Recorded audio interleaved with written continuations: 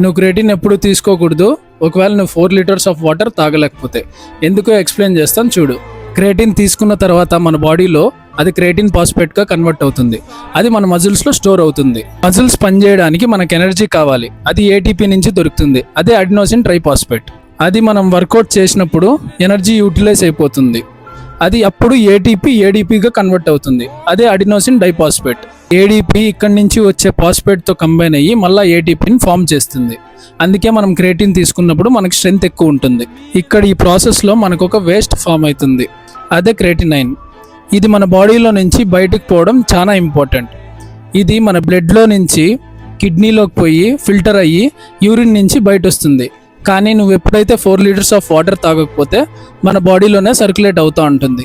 క్రియేటినైన్ వల్ల మన కిడ్నీస్ మీద అన్నెసెసరీ లోడ్ పడుతుంది. ఒకవేళ నువ్వు క్రియేటిన్ తీసుకోవడం స్టార్ట్ చేసి ఉంటే 4 లీటర్స్ ఆఫ్ వాటర్ కన్జ్యూమ్ చేయడం అస్సలు నెగ్లెక్ట్ చేయదు.